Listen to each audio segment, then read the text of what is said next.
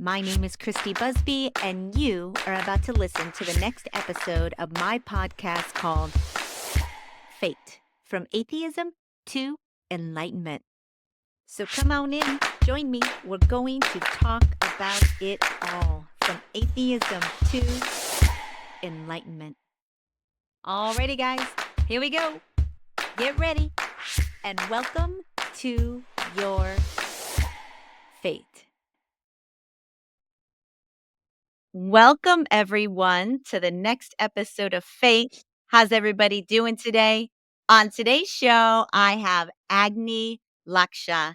He is ushering forth a new modality of meditation that will allow one to reach their soul purpose, their higher self, and usher in a new age of humanity. He has a book out about it called The Kriya Serpent Yogi. It is not your typical meditation and yoga book, ladies and gentlemen. Agni, welcome to your fate, my friend. How you doing today? I'm good. Thank you, Christy. It's nice to meet you and also to be on the show. Thank you for coming aboard. I read your book, and I have to, full disclosure, I was not I did not anticipate the book being what it was when I first looked at the cover, and they always say, "Don't judge a book by its cover." I I was anticipating a, you know, a meditation book, something that would dive into spirituality. I'm even working with kundalini and things like that. That was all kind of topics that I was very familiar with and interested in bringing on the show, of course. But then when I started getting into your book, it was next level kind of information that I really haven't been familiar with. So it's fascinating. I'm very excited for you to bring it to the show and to my audience. And as always, I like to start from the beginning and ask people what their own personal journey is in stepping into their spiritual path. So, can you talk a little bit about how you got here exactly? Sure. Well, when I was younger, I definitely had a deep connection with nature, and from that, I always had this sense of God. And I was raised Judeo-Christian, but the religion that I was in never really fit me. It just never made sense to me. And it was too exclusive, and it was all about, obedience and, conformance. And that definitely did not fit me. I was kind of a wild child and, more of a free spirit. Fast forward, and in 2011, my wife passed away. And that was a critical moment for me on this path. During our marriage, she had always talked about me as being an indigo child. And she explained what that meant because she had read books on it and everything else. I never had read anything about it, but it seemed to fit when she'd tell me, what an indigo child was, someone that was here at this time to help, transform humanity as we enter into the new age. And I kind of, yes, nodded and whatever. And she had a very new age slant. And I'll be honest with you, I kind of did not. I was a free spirit, but in the same token, I was really immersed in science. I was an engineer, and that science bent always made me question everything. And at the time, my little knowledge of the New Age movement and all of that spirituality and everything was so limited that I was really having a hard time put that into the context of my science background. In 2011, when she passed away, she had given me a little tip as to something that she wanted me to watch before this happened. A couple months before she passed away, she made me watch a movie called P.S. I Love You. And in there's a scene where the husband who had passed away is spooning her in bed and talking to her, and she's talking back to him. And my wife had pointedly made sure that I watched that, and she said, "What do you think of that?" And I said, pretty emotional. I mean, at the time you're in the process of losing your wife. She died of cancer. And it was just really tough. Well, a few hours after she passed away in hospice, and I was there when she passed away, I went home. I was trying to go to sleep, trying to get some sleep. So much to do, after that point.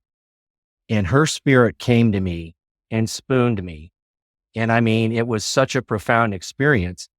And it really brought home that one concept that all of us struggle with in life, which is there life after death? What is there?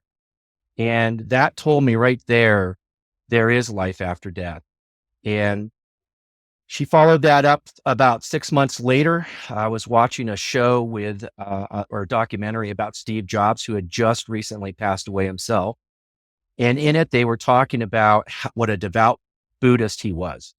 And right then, my wife's spirit again came to me. I could feel her. I knew her soul. And she said, "You must study Buddhism." And I started down the path. At the time, I was drinking heavily. I was completely distraught, going through incredible grief. And it was challenging for me because I had two young daughters that she had left behind. And, I was trying to raise them, do the right thing. And at the same time, I felt completely lost. And she set me on the path. That's a pretty profound thing to have happen. And you don't just walk away from that. And I immediately started looking into Buddhism. And the funny thing was, the more I studied it, the more I realized I've studied this before somewhere. And later on, of course, I find out about my, prior, incarnations. And yeah, not only have I studied it, I've been a master at it. I have been a mystic and all sorts of stuff. That came later. The pandemic in 2020 was really the tipping point. I was kind of lost again, like a lot of us were, very confused. It was a hard time. And at the end of May 2020, we had finished school and it had been just a complete disaster once they shut down all the schools. And I looked in the mirror and I said, "Oh my gosh, who is this person?" I didn't recognize myself. I was 35 pounds overweight. I was just absolutely anemic and honestly felt the worst I ever had in my life. And it was at that point when I made a vow to completely change my life. And I stopped drinking, stopped smoking. I lost the weight, started exercising again. And I actually started looking into all of the paranormal things that had happened to me in my life and picked up my Buddhism again and really, really started to seek out all of the different aspects that, people in the New Age community talk about. And it was from there that I restarted the Kriya Yoga. And that eventually led to my vision and download of Kriya Serpent Yoga, which I'm sharing with the world now.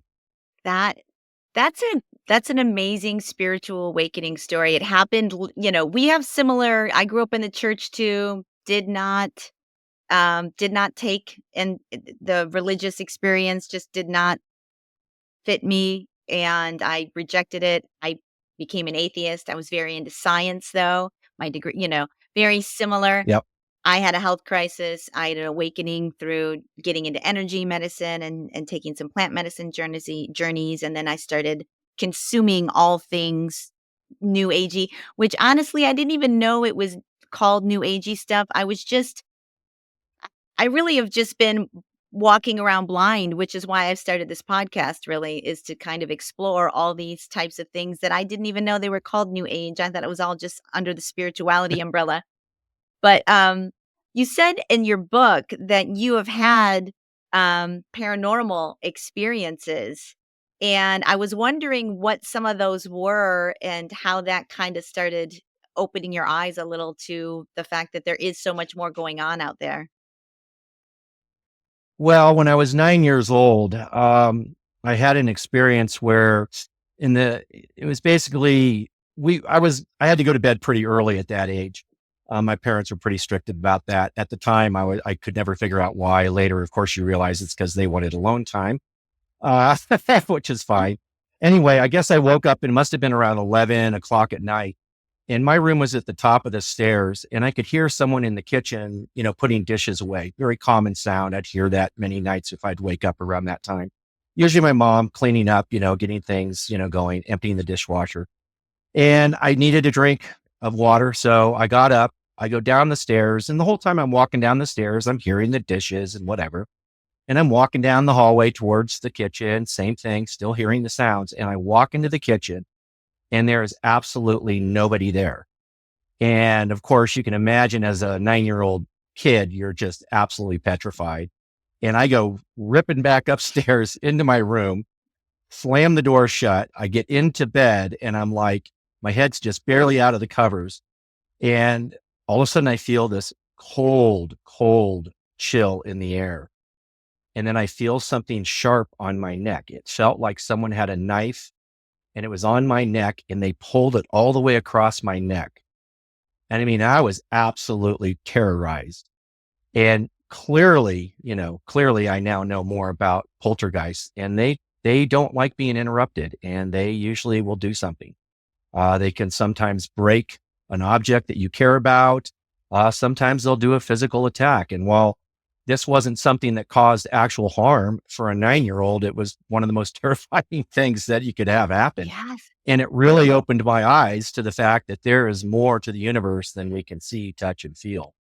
100%. I have not had any type of real paranormal experiences in my life, and I'm always I'm sure they're terrifying, but at the same time, when you're 9 especially, maybe if I was an adult, I would be more able to handle it, but I'm sure as a 9-year-old, it was probably terrible. But I'm starting to feel like people that have these experience, maybe they do have especially now with reading the book and understanding that what you have been able to do through your practice, that do you think you were just born with an ability to see, to be more sensitive to things like this that other people just aren't able to be sensitive to? Do you think, what are your thoughts on that?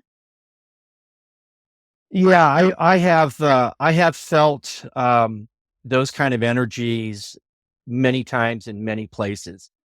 And I've realized over the years that I do have that sensitivity. And even when I really didn't understand, very much as an adult, I would still feel these things. And I usually would just, put it aside. It's like, I don't have an answer for it. So I'm just going to put it aside. But I've always had this deep intuition and I've always called it spidey senses, right? For I Spider-Man. call it spidey senses too. Right. And when the spidey senses are tingling, I know, something's not good. And so it saved me many times as a child. It saved me as a teenager, and it's definitely saved me as an adult many times. It's also helped friends of mine's at time when I feel something is wrong and something bad was beginning to happen to them.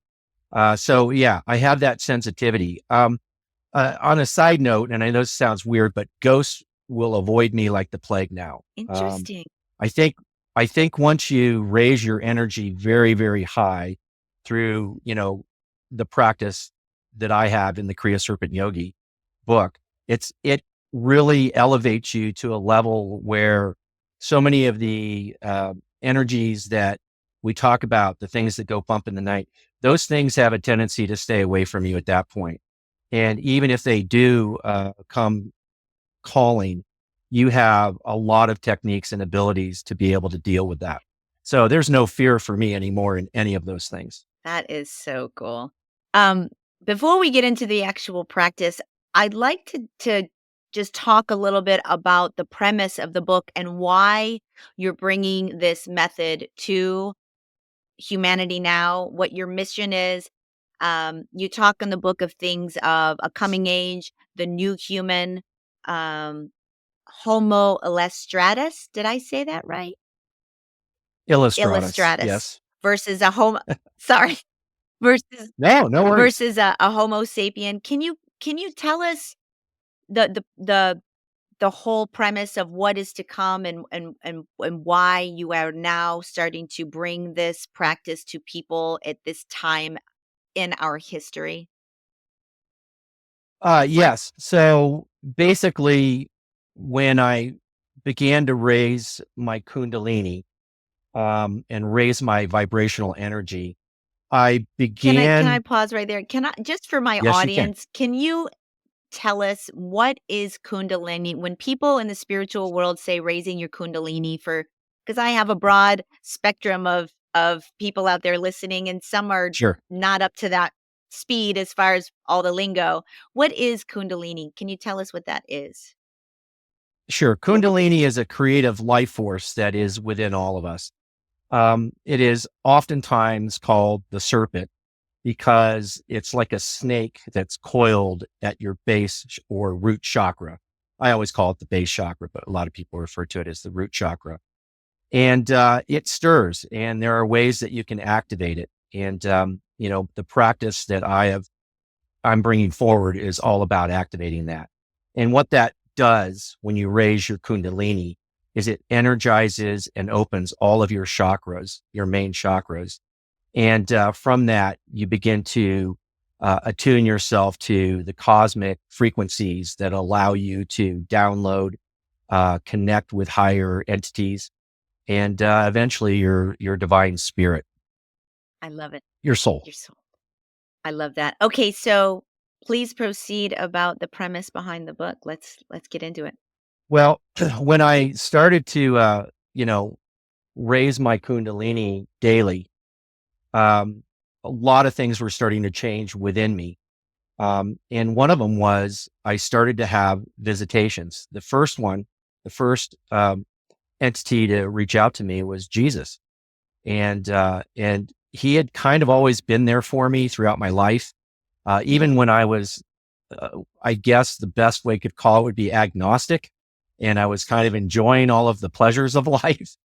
He was always there, and that's never changed. And he came to me, and we started to kind of develop um, a rapport. And he said, "You're going to begin to go through a lot of changes, and we're going to give you a purpose." And I said, "Okay." And so that summer, this was in 2021. And so that summer, I was driving back from Scottsdale. I went there with my daughters on a vacation after school had gotten out. And on our way back, I just had this incredible vision while I was driving. Thankfully, it wasn't one of those where, I could wreck, but it just kept pouring into me. And it was telling me that my purpose for being here was to essentially help change this world into what it's supposed to be in the new age being the age of Aquarius, which we are soon going to enter fully. And from there, they said that I would develop a blueprint for the new world, and that is part of my purpose. And they said I would awaken people so that they could help with building that blueprint. And the awakening process later came as a vision. And I was handed essentially Kriya Serpent Yoga. And that is what the book is about. It's about activating your chakras, um, connecting to your higher divine self, and finding your purpose, just like I did. And then from that, it will help you actually achieve your purpose because it will give you the energy, the inspiration, and the divine connection for divine wisdom that you need. I mean, I read it. It's almost a little intimidating because you do say in the book, if you go to a certain extent and you find if you don't think you are going to move forward with your soul purpose once you achieve that information, that download that you are told this is what you're supposed to be doing in this world, if you don't think you're going to be the type of person that is going to move forward and fulfill the soul mission in this lifetime, you really do encourage people to stop at that point, which I found was interesting. So, I think part of it is that when you're channeling that much energy through you on a daily basis, and it can be very intense. I'm already working on a book called Serpent Master, and it takes you to a whole new level. One of the things that you have to be very conscientious about is that energy is connecting you to divine wisdom, and you're not going to have them just go, "Oh, okay, that's it. You don't have to do anything." And so from my perspective, you have to be very conscientious of the fact that you may continually have them asking you, do this, please do that. And I think if you stop and choose a different path, then your body will sort of tune out those frequencies. And then you probably will have a little less stress in your life if you go down a different path. I personally don't think anyone's going to say no, but but we always have to have that as a possibility because we have free will. Yes. And um, my spiritual partner, she is currently going through her own trial right now because she's being asked, you need to do this, you need to do that. And right now, she's trying to make the decision on whether or not that's the path she wants to go. So it is something that everyone's going to have to be faced with, when you go into this practice, is that at some point, you're going to be given a purpose. And then the question is, are you going to then pursue that purpose? Absolutely. People would possibly have to change their careers, possibly have to change gears and anything from where they live to what they eat to who they're with. I mean, who knows what could be asked of you in the process of achieving your soul purpose in this life. And then the other thing is, Well, go ahead. well, I was going to say one of the things that I think I kind of point out in the Kriya Serpent Yogi is that more often than not, the purpose is going to be aligned to a lot of what you do already. I'm an engineer. And for me, when I developed this book, I developed it as an engineer would, a step-by-step sort of manual for, how are you going to get the kundalini activated? How are you going to connect to your higher self and find your purpose? What are you going to do after you find your purpose? And I brought that talent that I had as an engineer to the table. And I think that's probably going to be true for everyone when they find their purpose. It's going to be, oh, well, that's, I'm very good at that. I can do that. And that's really, I think, the power of it Yeah. is that they're not going to come and say to you, sell everything you have and go on this, journey or whatever. It's, that's not going to be the case. It's going to be something that you can achieve. And yes, it may take some time. It's definitely not going to be something small. But at the same time, it'll be fulfilling because I can truthfully say I'm happier now than any time in my life because I'm actually going and trying to do what I came back here for. That's amazing. Well, that gives me a little bit of solace because when I was reading that, I was questioning, like, would I completely transform everything about my life because I'm having these downloads in a meditation? Like, I don't know. I'm still at the beginning of my spiritual path, and I'm still learning the concepts and learning uh, what the nature of our reality is and formulating my own opinions and speaking to people like you and everybody else who are giving me tons of things to think about, but I'm still at the beginning stage of learning.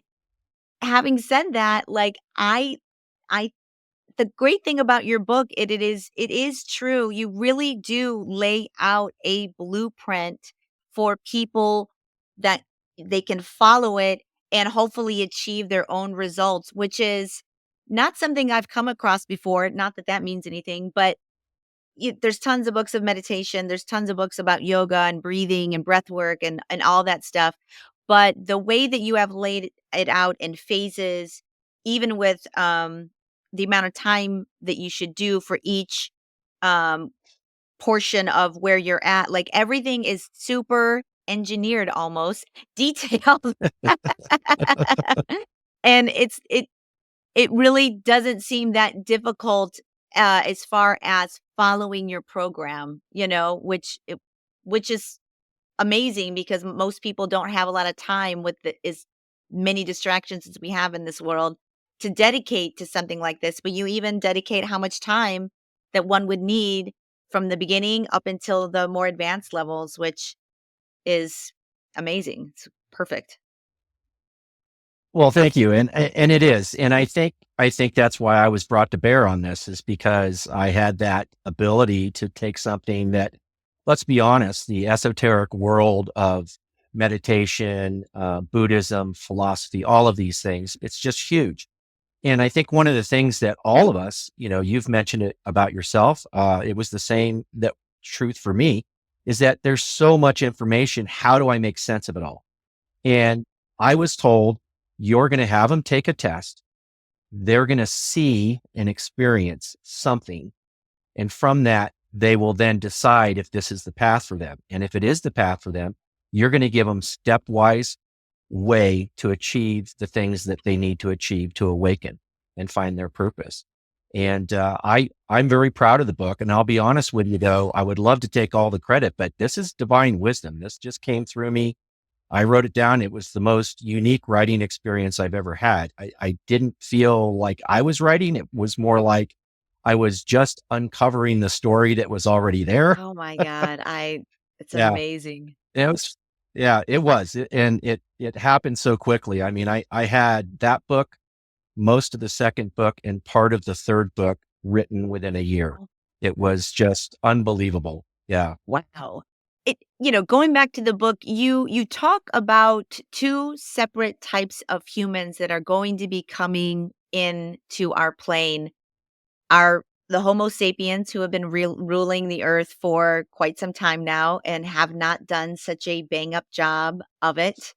And then you have and then you have the Homo illustratus and the new version of humanity that's going to come in and be able to not rule, but transform our planet into being sustainable, into a place of more peace and harmony and love and cooperation and less competition.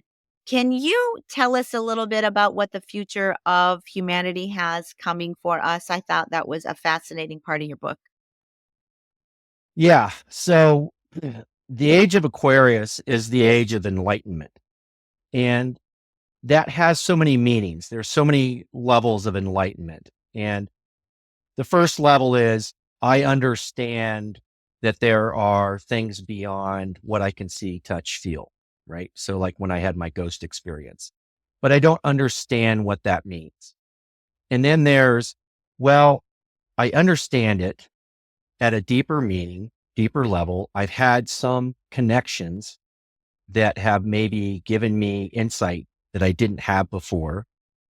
And then there's the true awakening. And the true awakening is when you connect to your soul, your divine spirit. And your soul is a part of God, literally a part of God, as everything really is. And so when you connect to your higher self, your soul, it's not just enlightenment, it is a connection with source, a connection with everything. Now, there are higher states of that. Obviously, you can be ascended, you can have samadhi. I listened to one of your guests, Paul Nugent, and he talked about samadhi. And that's an even higher level of enlightenment. Well, this connection with your divine self, that is the connection that they're trying to get everyone to achieve. Because once you achieve that, all of the things that you see in the real world that your ego drives you um, for, all of that, you realize how false and fake it is. And you are suddenly like, oh, wait a minute. What have we been doing? This is not right. Right now, we have too many people that are still driven by their ego. And the ego is the part of you that is created from the moment you're born until the moment you die. It is your conditioning, your education, your programming from whatever religion or cultural, um, that you're, raised in. And it indoctrinates you and forces you to believe in a universe that is um, without divine inspiration and spirit, without any connection to anything other than yourself and perhaps your family. And that's the world of the Homo sapiens. And they lived that way for a long, long time. And I hate to say anything bad about them because the reality is look where we've come. We've come a long way. It has been a successful model, but that model is now done. It's served its purpose and it's time to move on. And the Homo illustratus, which I consider myself an early version of that, it is the human that will begin to activate more of its DNA. And that DNA, which a lot of scientists believe is mostly junk and we don't use it, it actually isn't junk. It's programmed to activate at a time when we are finally capable of being able to handle the elevation in our being. And mostly our etheric body. So we have two bodies. We have our physical body, we have our etheric body. That is the energy body. And so you can think your chakras, your aura, all of that. That's your energy body. That is the connection to your soul. And that body is going to get an upgrade in Homo illustratus. And we're already seeing this. There's millions like myself who are being awakened and beginning to realize, holy cow, something's coming and we better get ourselves ready. And that's the honest truth. Something is coming and we need to get ourselves ready.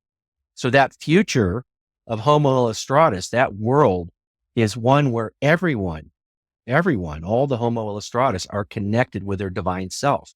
They're downloading divine wisdom and helping the world manage itself through that divine wisdom. There's two things that I've always struggled with. There's the idea of belief, and then there's the idea of experience.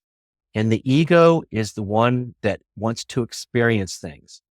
But ironically, when the ego is confronted by experiencing what the etheric realm really is, then the ego begins to lessen its grip because it realizes that there's something more, way more than itself. And it'll fight back. Early on in my practice, it fought back. It was telling me all sorts of horrible things. And, of course, they throw around the, evil, or it's this or that. And the reality is that's not true. And we've been suppressed by that, concept that, oh, these things, you can't talk to God. Well, I am part of God. Why can't I talk Yeah. to Yeah. the whole, Yeah. right? And that's just a false statement meant to control us because they know, and when I say they, Homo sapiens know that when you connect to your divine self, they can't control you like they have in the past. And it scares it scares them to death. And quite honestly, we're seeing that right now as more and more of us activate and we start telling the world about, hey, you're actually a divine being. You have incredible powers and abilities that you just don't know about. And when they see that, they get scared. They start talking about Satan and demons and all this other stuff because that's their ego essentially trying to fight back against something that it realizes is going to replace them. Our egos are not going to be replaced, but you get the idea. They're fighting for Their their their sort of very life, survival. yeah. I also think Yeah. that there is, and this gets into a little bit of conspiracy theory a little bit, but I do think that there is a ruling class out there that doesn't want the average human to know that they are more powerful than they think, which is why we do kinda have organized religion, which I feel is such a, um, power, control, money-driven, whether pick your religion. It doesn't matter whether it's Christianity or Judaism or, Muslims. It's all a system of control, power, and money. And and using people's fears, keeping them in fear that they're going to go to hell or they're going to not be with their family when they pass if they do this or if they do that, and putting the hierarchy that exists in organized religion. You have to go through your priest, you have to go through your pastor, your elders to get to God, to get to speaking to the divine when it is truly within. It is within. Yeah, exactly. Yeah. It is a dogmatic, structure. And there's much more there that I could talk about, but I am not at liberty to talk about right now. But if you read my blog, it's child0.com. Oh, In my blog, I talk a lot about what you just said. And because that's kind of that's the esoteric teachings aspect of my ministry, if you want to call it that. And it illuminates a lot of history that has been kept secret. And that secret history has been a battle between those of us mystics, and I'm a Rosicrucian mystic as well. It's a battle between us and those that have been in control and power for a long time. And that has played out in many different stages and is playing out right now as well. But I'm not really beyond my blog. I can't really say much about that. It's kind of It's not my primary purpose. It is a secondary or tertiary purpose that I am involved in. And I'm happy to be a part of it because it's something that I started thousands of years ago, and it continues on today. But you're not wrong. There is a class of people who are enlightened Yes. and wish to use that knowledge to control the rest of Yes. us because they fear that when everyone discovers this, it will be chaos, and that's not actually true at all.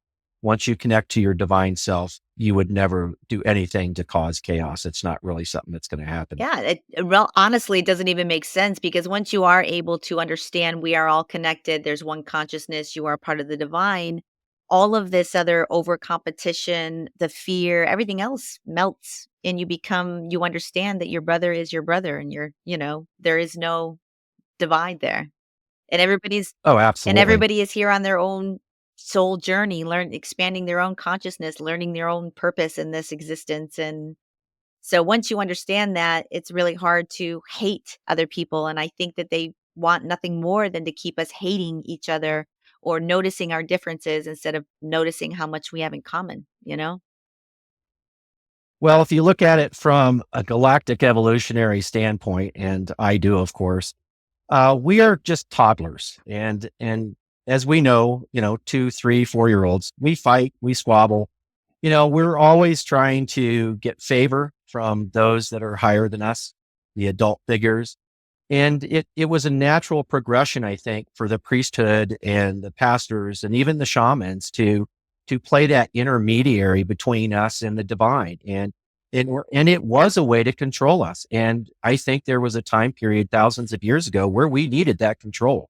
It would have been easy for us to devolve back into just, primitive beings that were, squabbling for survival. And, so civilization came out of that control. And I don't hold anything against that. I think that was a necessary thing at a time in our evolution. But that time has passed. It is going away. And so now it's time for us all to get out of toddler realm and move into, young Yeah. human. And that point, there are those out in the galaxy who are ready to welcome us in there.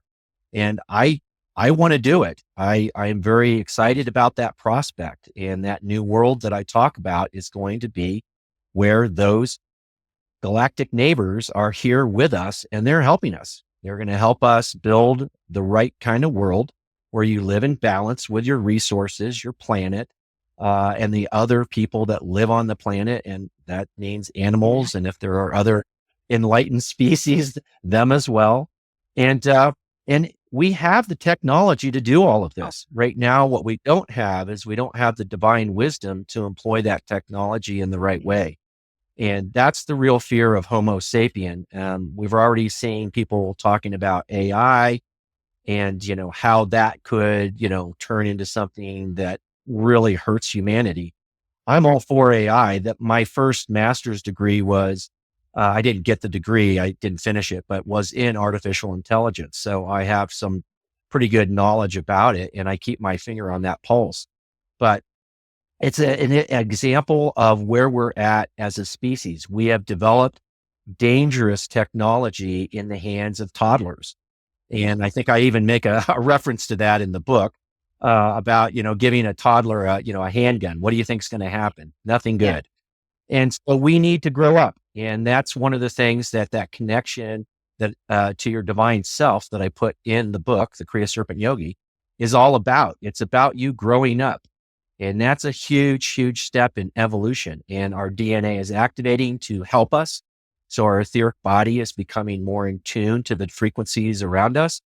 But at the same time, that causes a lot of problems for those that aren't awakened. It is a disturbing situation for them.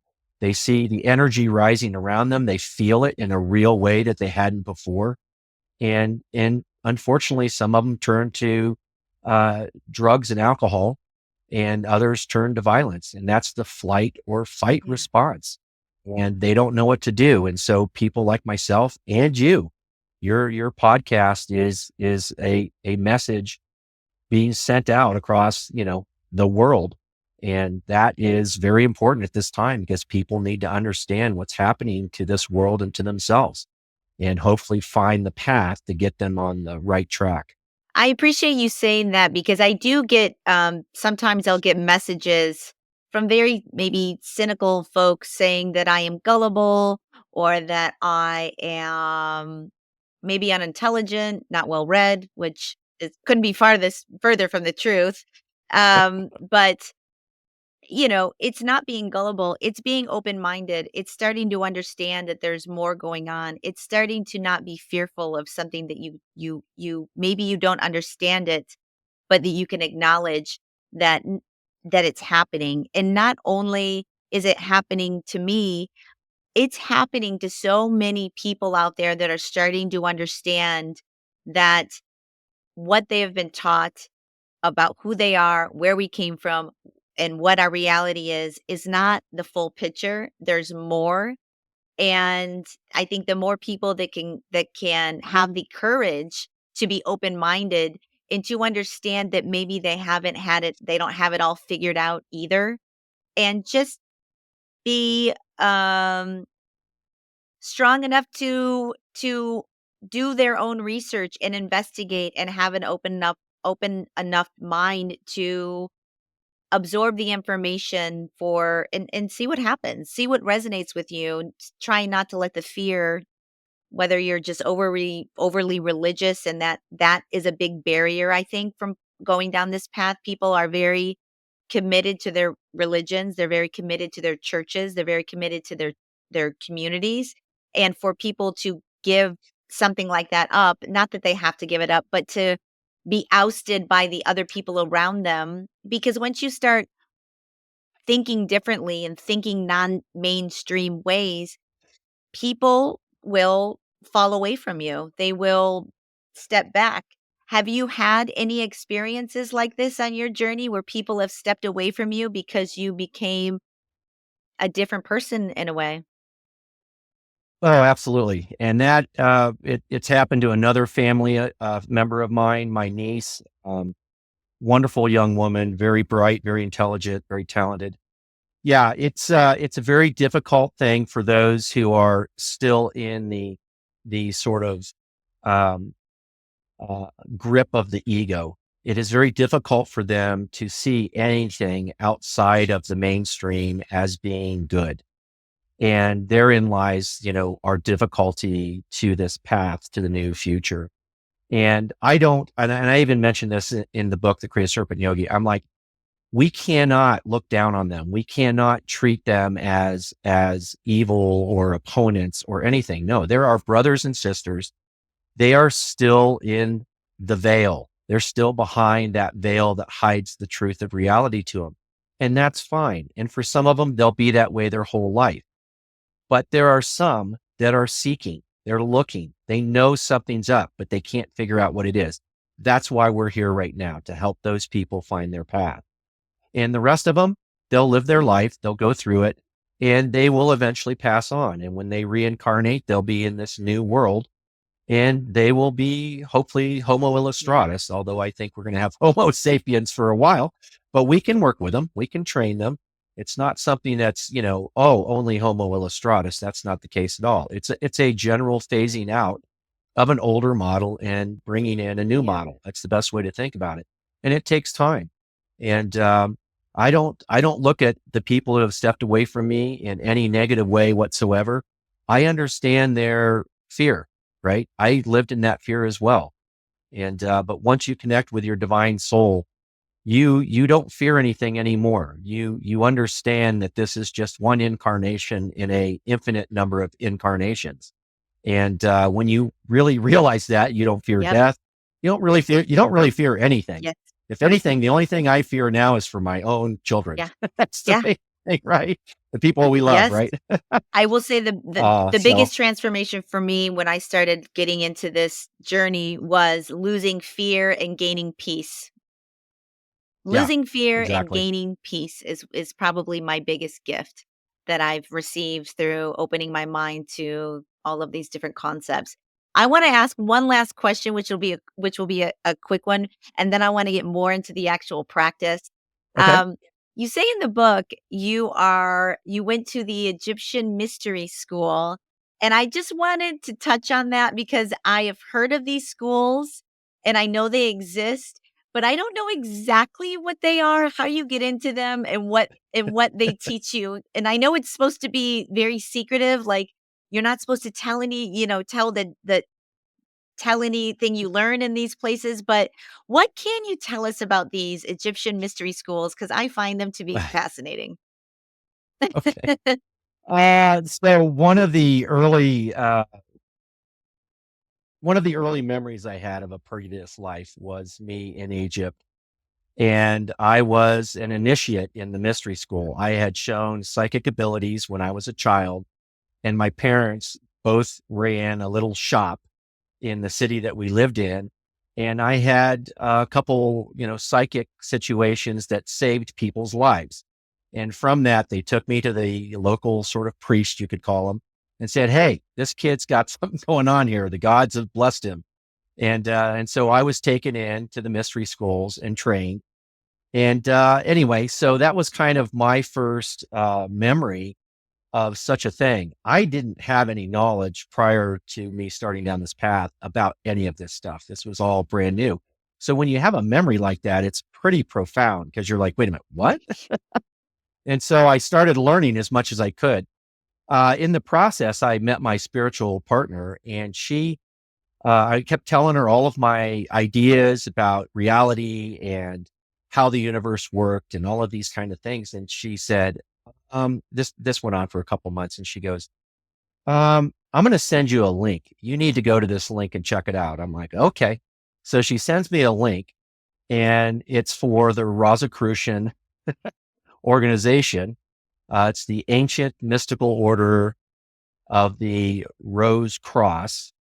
And basically it was formed back, I think it was just around the beginning of the Renaissance period, maybe a little prior to that. And it takes a lot of the ancient teachings from the mystery schools in Egypt and Greece and combines them into a program to help form mystics. You'll be a mystic. And it teaches you about the nature of the universe, and teaches you the nature of yourself, your etheric body, your energy, all of this kind of stuff. And then eventually it does take you up into the levels of, Kundalini meditation and that kind of stuff. I'm not there yet. I'm still at the lower levels, which is ironic, of Yeah. course, but it's okay. It's okay. But what was funny is when I started reading their website, and anyone could go out there. I think it's amorc.org, but just search up the ancient mystical order of Rose Cross. And anyway, anyone can join. There's no limit as to who it is.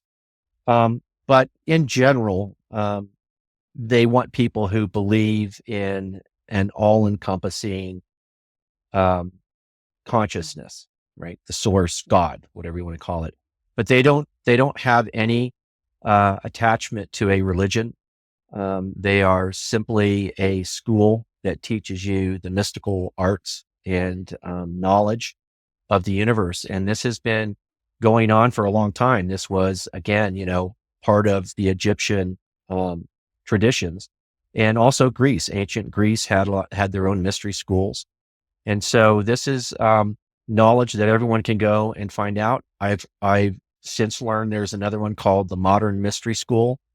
I don't really know that much about it. I know it exists. I've watched some shows on Gaia, and they have mentioned it. Some of the members or some of the people they've had on the show are members of that.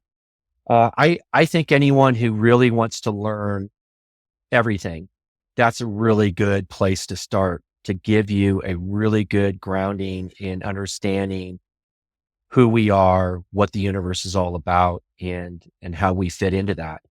And then the book that I have, the Kriya Serpent Yogi, gives you that practice that at the same time will elevate your etheric body, energize you so that you can tune into these higher frequencies. You will also activate your psychic abilities, and it will connect you to your divine self. And that is ultimately what you want, because once you're connected, the sky's the limit. You can access the Akashic record. You can talk with divine entities at various levels of existence and learn an incredible amount. The life of the mystic is not boring in any way, shape, or form. I mean, I'm going to do it. I'm going to see, I'm going to step into this journey and see where it takes me. I find it fascinating. I would love to have psychic capabilities. I don't know if I'm able to pick up on that kind of spidey sense or not, but if there's a chance, I am in. And I'd love to know my soul purpose. I've had um other people on, like, Carmen Turner Schott, who is an astrologist, who said to me, she said, this is what you're supposed to be doing. You're supposed to be doing this show. This is in your north node. This is your soul purpose, but I would love to have my higher self, the divine, tell me what my soul purpose is. Like, that would be amazing. I'm what I agree. I agree with that astrologer. This is your purpose, Oh, but I get what you're saying. And I think there's probably more to your purpose than just this show. I think your constant exploration of this topic is part of your purpose. Because keep in mind, our purpose isn't just to help humanity; it's to help ourselves, help our soul grow and evolve. And so you're doing both simultaneously. But yeah, I get what you're saying. You want to have that connection to the divine so that you get that confirmation that you're doing the right yeah, thing, and maybe a little extra guidance on, where should I go next? I yeah. get it. And yeah, my practice absolutely can bring you that. And so, but again, it's not necessarily for everyone, but if that's what you're feeling, that you want to have that connection, then it's definitely a good way to go. I mean, one can only walk into the direction if it resonates with you. If it doesn't resonate with you, then if you're, like I will say I have never felt such a pull to do something. I work as an assistant director in film and TV. That's what I've been doing for a long time. However, I have never felt about the movie business the way I feel when I'm doing this show. There is a pool that's inside me, and the universe is supporting me in this effort like I have never seen anything being supported. So I do feel like I am more close to my soul path than I ever was in the movie industry. But, um, let's get into the practice a little bit and tell people a little bit more to about what to expect. You do have a test in the book that will kind of give people an idea of where they're at on the spectrum of their, abilities, of their spiritual development. I don't know. Can we Yeah. talk a little bit about what the test is and what it means? Yeah, when I was given the vision for this yoga, um, they explicitly said, "You're going to develop a test." And at the time, I was thinking, "For what? What am I testing them for?" And the reality is that they wanted a way for people to experience just a little taste of what the practice offers. And so it gives you that sort of beginning. And if you're not very far along on your spiritual journey, then you may not experience anything with the test. But if you are fairly far along and your energy level, right, your vibrational state is fairly high, you're going to experience things. And it's that experiencing of things that tells you, oh, okay, so there is something. And, this practice is trying to tell me, how to get further along on that journey. And so it's kind of it's real easy to do, takes about 10 minutes. I've done it. I had to make a video of it for my YouTube channel here recently. So I did it on my video, I'm and, it's still really amazing because, yeah, it definitely has an impact. In fact, just listening to myself do it on my computer was enough to start stimulating things within me. So it was kind of I'm funny. I'm so glad there's a video out because when I was reading the book, I said to myself, I wish I could, because it is, you do a series of inhalations, and exhalations, and you are doing sounds, a, things like that. And I just was like, it would be great to know that you were actually intonating or pronouncing Right. the words as best as, you know, ah, a, ooh. Is that the pronunciation of these? Close, but not quite. Yeah.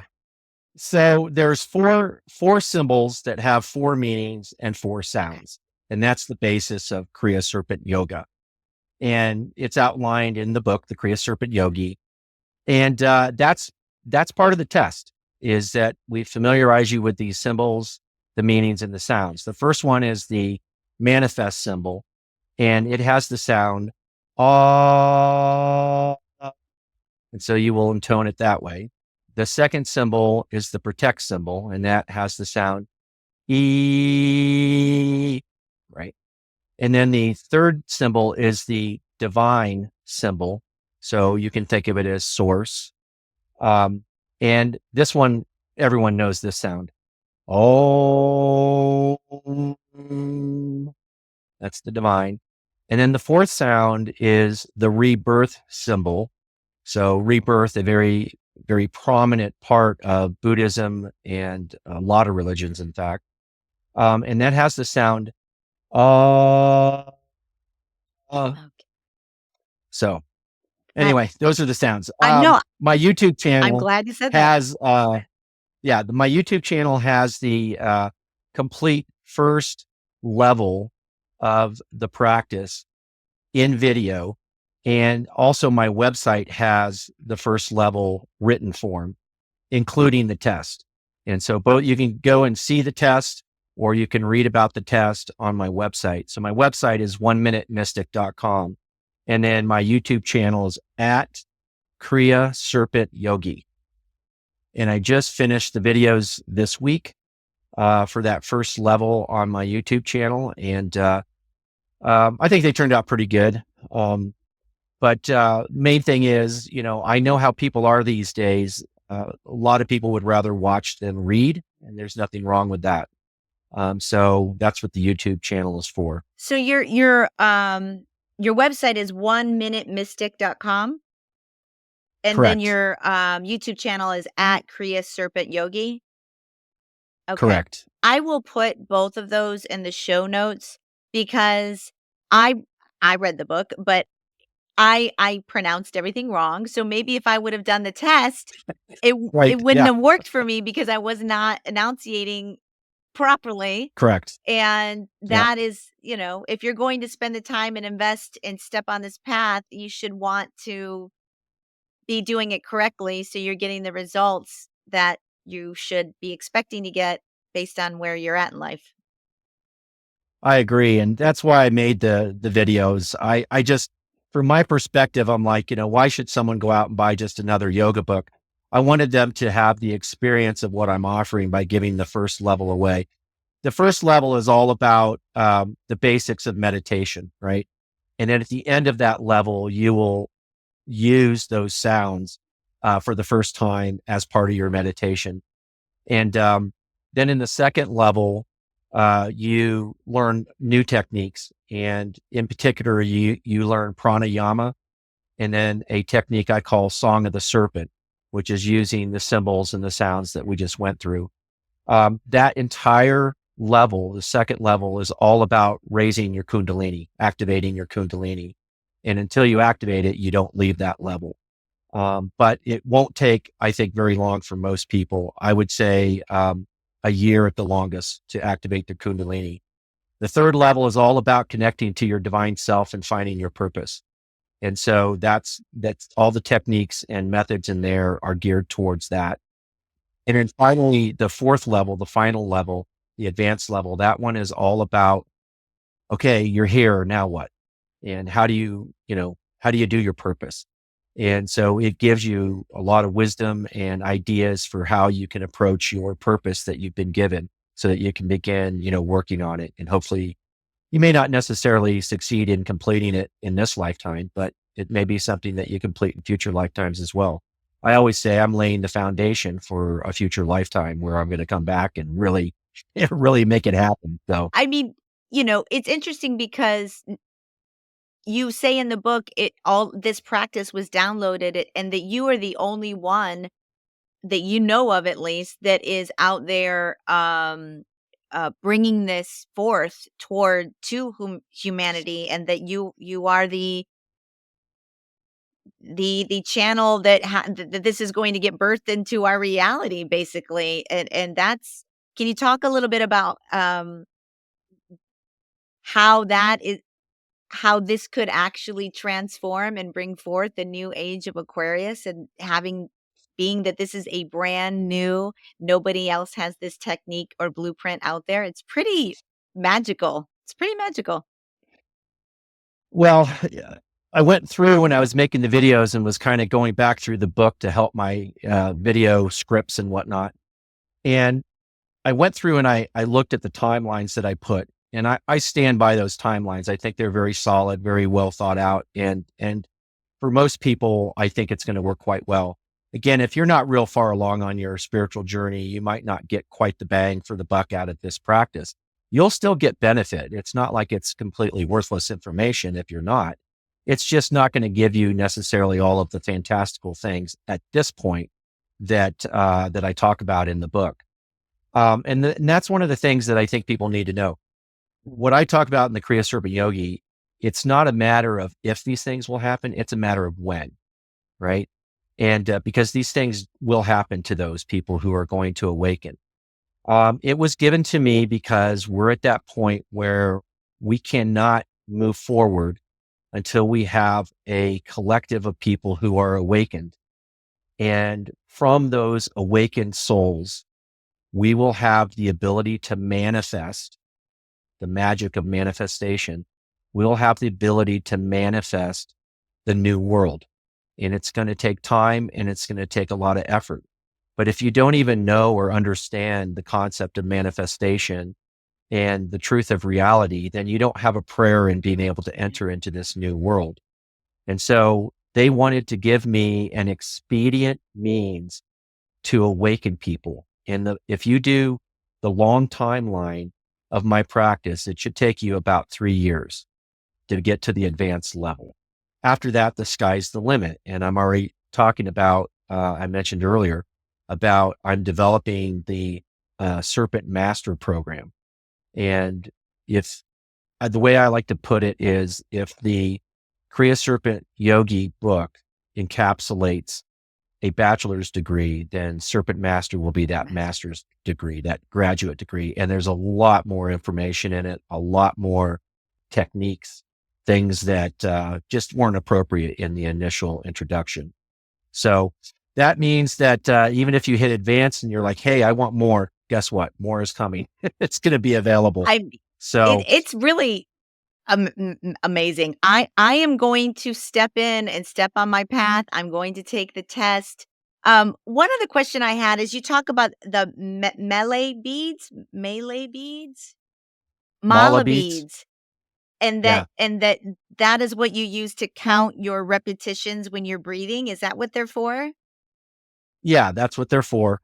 So in the book, The Kriya Serpent Yogi, I talk about, how many counts or how many cycles, and you count up your beads. And I wish I had some So do here. I. They're not unfortunately easily accessible at the moment, but if you just search online, MALA beads, you'll find them. They come in all different types of construction. They can be seeds, they can be wood, they can be crystals. And on my website, the very first video for the introductory level is Intro to Meditation, and I talk about mala Okay. beads in there. So I give a detailed description of them Okay. and show Okay, you. good. So Because yeah, so that will be I useful. couldn't figure out exactly how to use them, what they were, and Yeah, how I was supposed to be using them. All of the videos are gonna be so impactful, I think, for people, because reading the book, I did walk away with, like, "I wish there was a video so I could hear the sounds," yeah, and so, like, I'm so glad you're already on that and already doing that. Um, yep. we're up on an hour, but do you have time for a couple more, or do you, Oh okay. yeah, no, I'm good. Let me get a drink real quick. Get a drink. I'll get a sip of tea. I kind of wanted to start asking you a little bit about what you say in the book. You talk about experiencing conversations with other entities, and you do say if you're not ready or anything that approaches you when you are in a meditative state that is from another world or to politely say I'm not ready, thank you so much. Can you talk a little bit about how people should navigate what they're going to experience with regards to entities when they get into these deep states? Sure. So in the book, I sort of talk about basically my own experience using Dr. Greer's CE5 contact protocol. For those that aren't knowledgeable about that, that is psychically contacting extraterrestrials. Like so many in the New Age movement, I am not just a believer in the extraterrestrials being here. I have been in contact with them. And my first attempt was through Dr. Stephen Greer's CE5 contact protocol.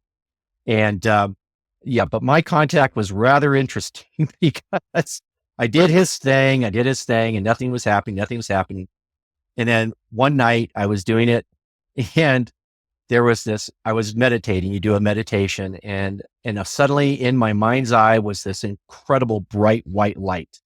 Never seen anything like it before. It was like someone had pulled up in front of me with my eyes closed and they had the headlights on. And all of a sudden this voice said, "You are not ready for this. Please don't reach out to us." Now, the, the first thing I'm thinking is, if I'm not ready, why are you even contacting me to tell me that? Right. I mean, it just doesn't make any Yeah. sense. And it, after thinking about it for a few days, I realized they mean I'm not ready yet. And that's what they meant. I think big part of it was they want to talk to people who are awakened. They want people who are higher energetic levels and understand the truth of reality. And so they're not going to necessarily just reach out to anybody. And what they were telling me, I think, in their way was, you're on the right path. You're just not there yet. And it took about a little more than a year after that when they finally did contact me for real. And I still have contact with them today. They are that. Remember that tertiary thing I was talking about I'm involved in? That's part of Oh, it. wow. So What kind of conversations do you have with entities from another realm? What do your conversations revolve around? so if it's a higher dimensional being, there's many higher dimensions. We talk about ascension. That's what we mean, is ascending to higher dimensions.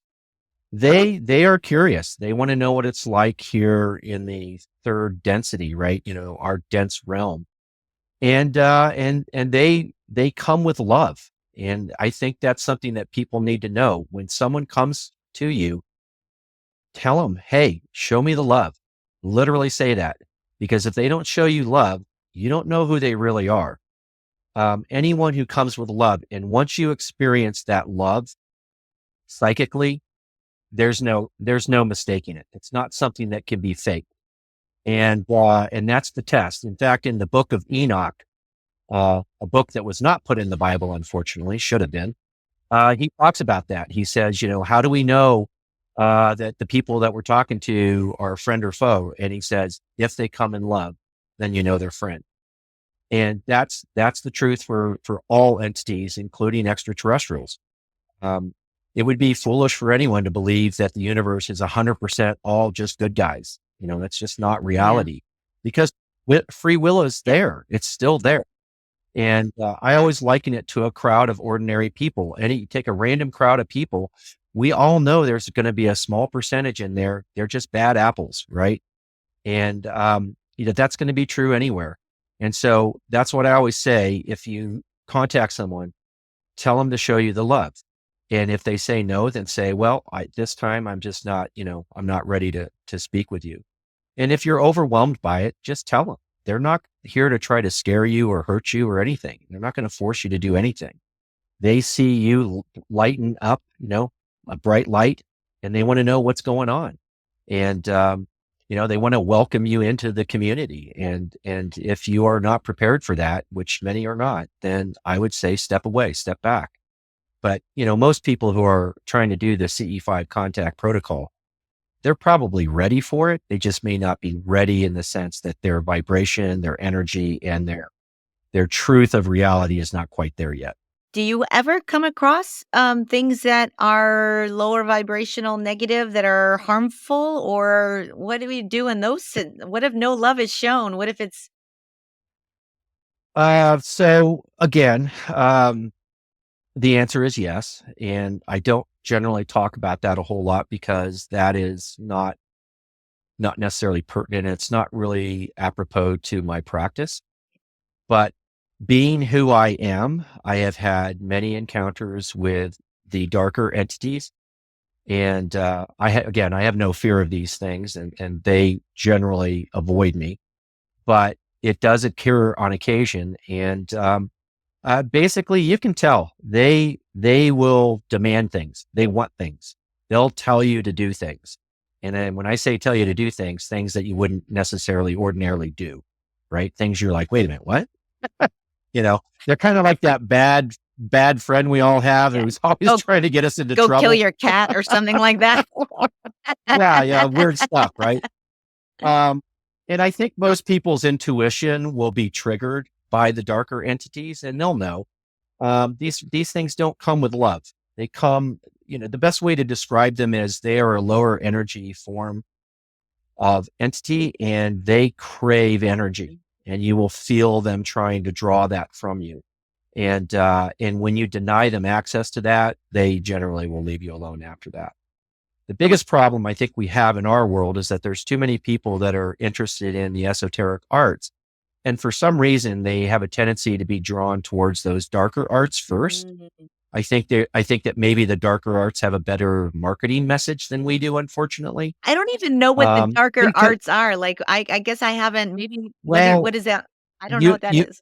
so, so you can open portals to dimensions that are lower dimensions, and you can let in entities that are from that dimension, and they will come and welcome themselves in because they see a chance to steal energy from a higher realm. And that's something that they thrive on. And, their existence is simply a fact of the universe. And if you go seeking them out, they will come to you. And I don't recommend it. I've seen too many people get in trouble with that. It is not the right path. It's not a spiritual path at all. And I recently read a book that was, well, let's just say it was about that kind of stuff. Um, and and I was told, my divine contacts told me, if you truly wanted to do this, you could do it, and you could be safe. You would be safe.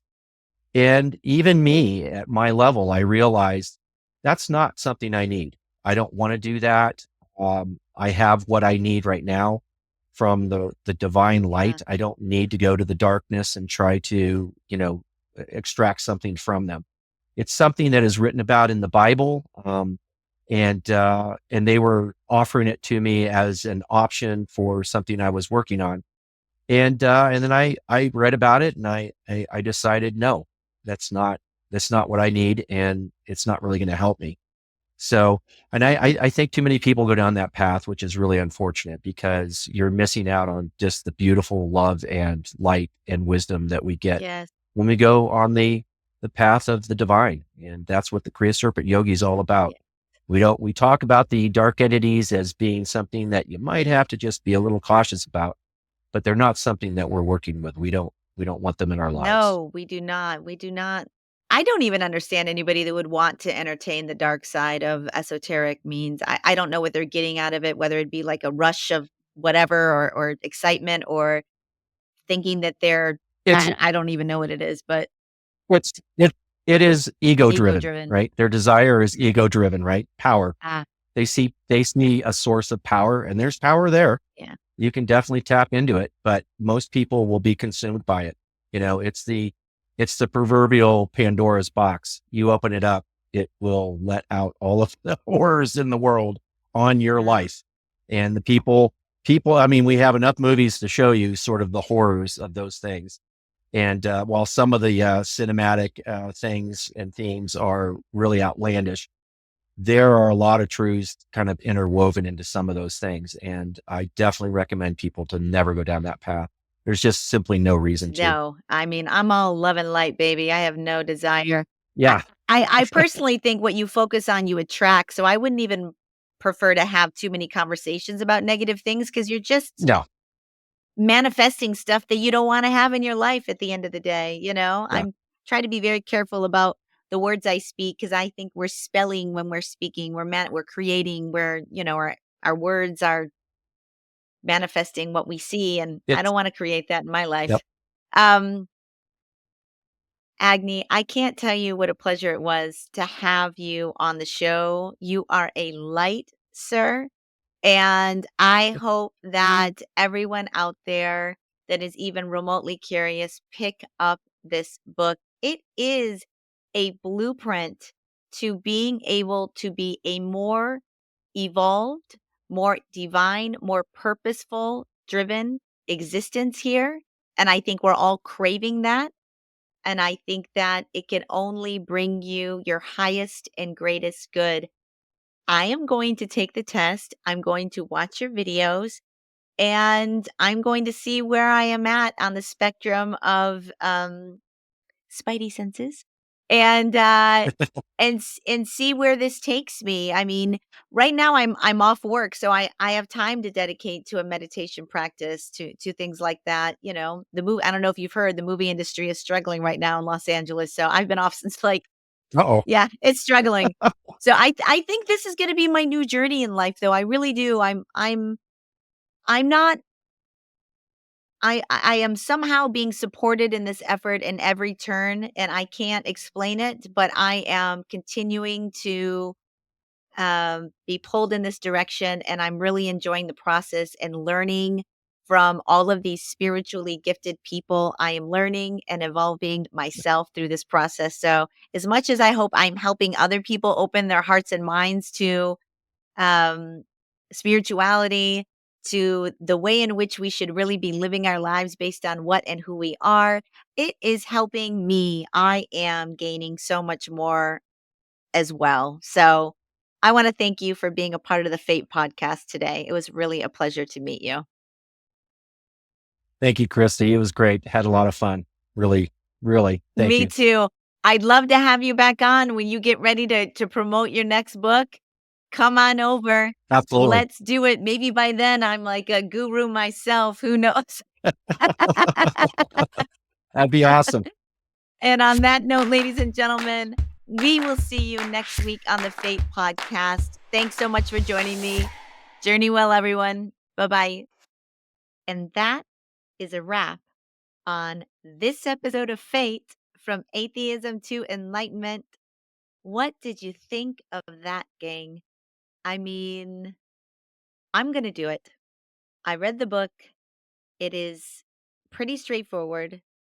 It is not too time consuming, at least in the beginning. It does get more time intensive as you move up in your development and through the phases. Um, but it kind of reminds me of, you know, the Matrix. Do you want to take the pill and see what reality is? Or do you want to just keep living in your normality, in your 3D existence that you currently are exposed to?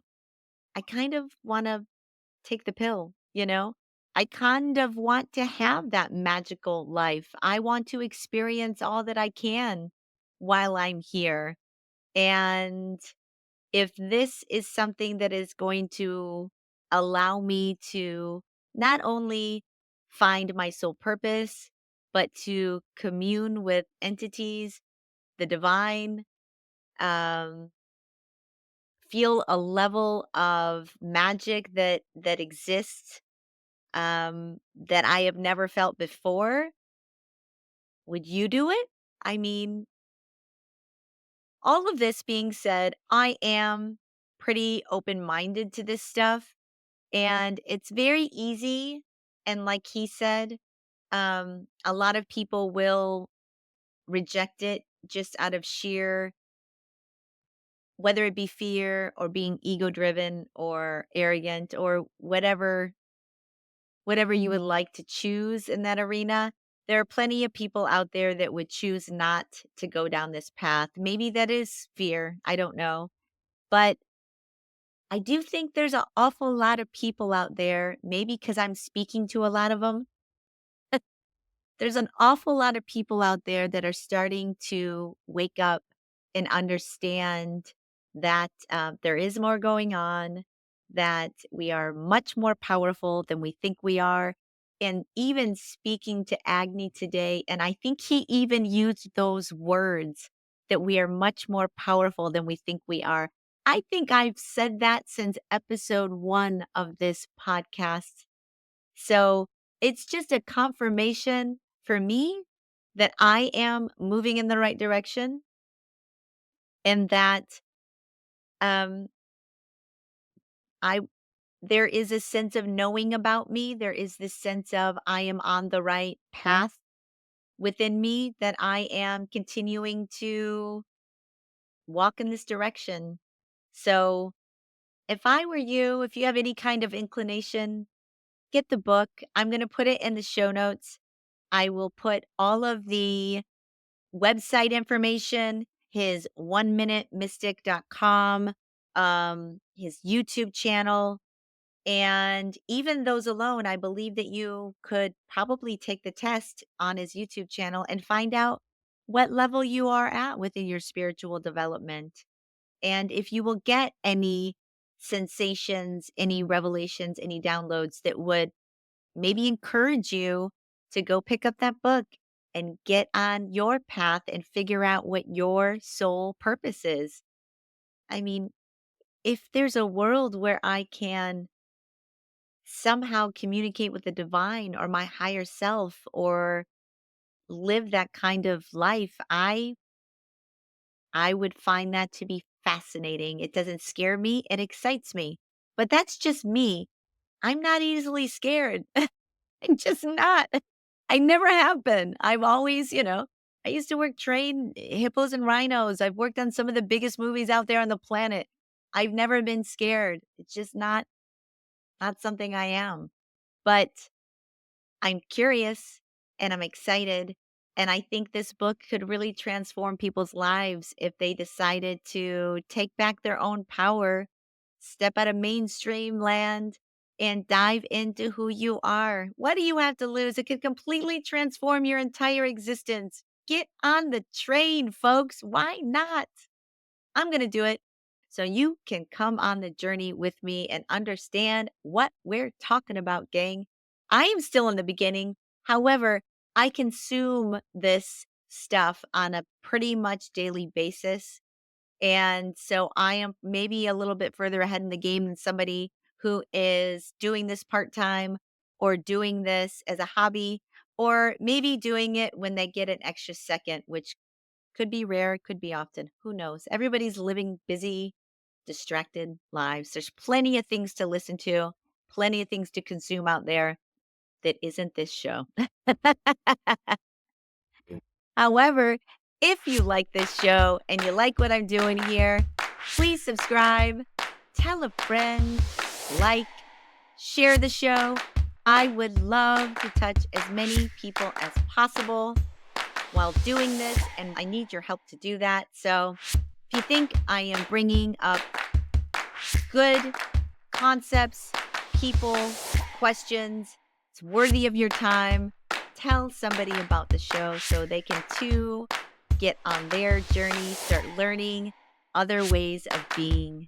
It's all about opening your mind. I can be reached on Instagram at F.A.T.E podcast. I do post clips and whatnot of the show. I'm not a ginormous social media person. However, follow the show. DM me if you have some feedback. I always like to hear what people are thinking about the different episodes that I'm doing. And I'm hoping to bring you more and more great people ahead. On that note, gang, I am going to go ahead and leave it there. I really appreciate you continuing the journey with me. I thought this show was fantastic, fantastical, and I am going to get on my path and see what happens. I hope you do too. I hope you do too. We will see you next week, gang. Welcome to your fate, everyone. Journey one.